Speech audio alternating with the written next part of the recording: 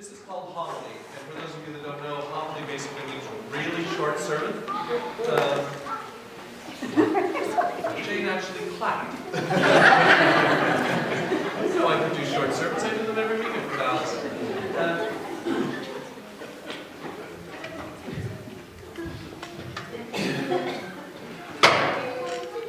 Some of you will have heard me on this theme already this season, but you'll forgive me if as we go through the Christmas season I say this.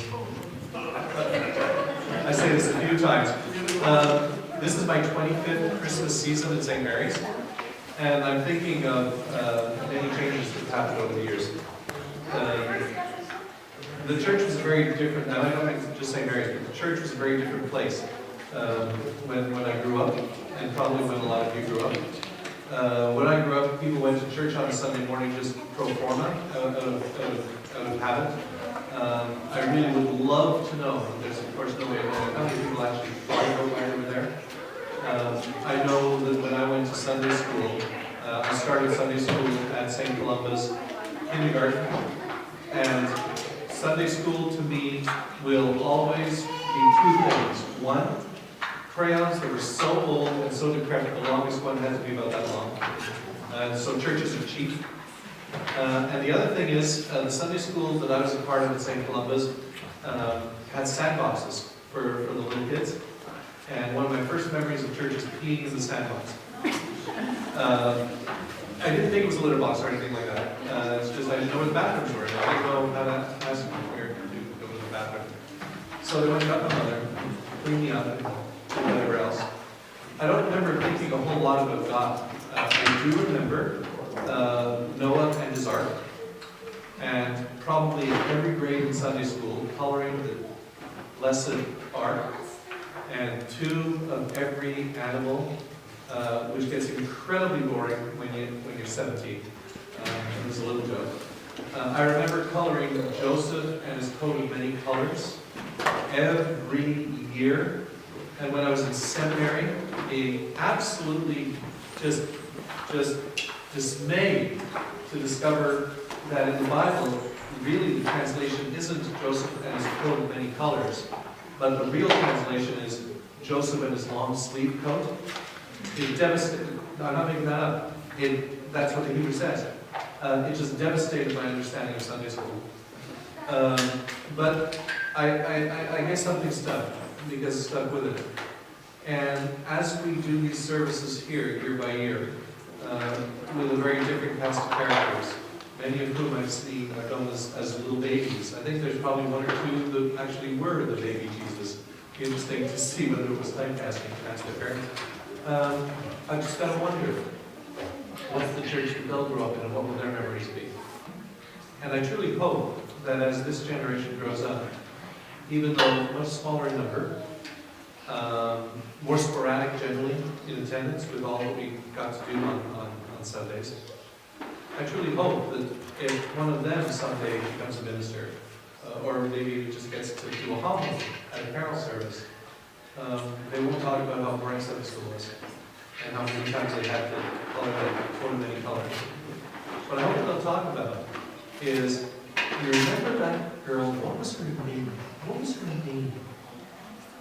She was into drama, short, strawberry blonde hair.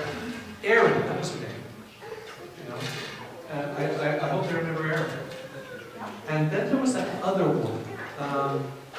She had long hair, and they made her a halo out of tinsel.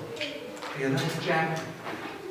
And then when they talk about Erin, when they talk about Jackie, and of course we know they're going to talk about Patrick,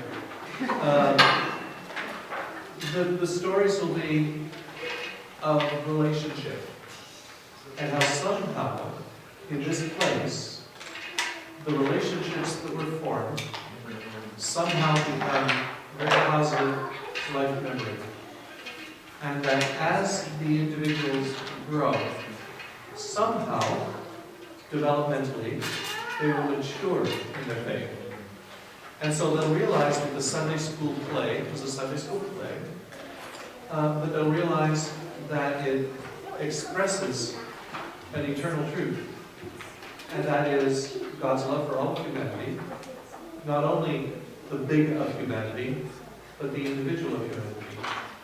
And I hope that they will recognize that, because they grew up having a relationship with Aaron, and a relationship with Jackie, and a relationship with Patrick, and a relationship with Bethany, and a relationship with Gail, and a relationship with Ruth and Nick, and maybe me and Vern.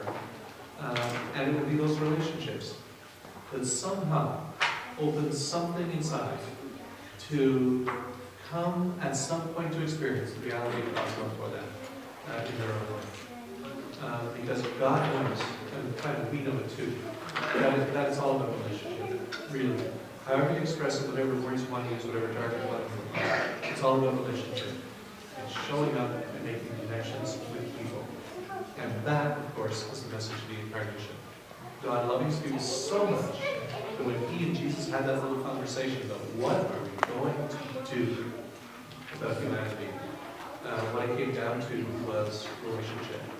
What we will do is we will incarnate, and we will begin a new way of living a relationship, where everyone's included, where everyone is equal, where all are united, and where there's a place for anyone. That, of course, is the message that I hope again and again and again is here in Sunday school, and all us grown-ups here in church.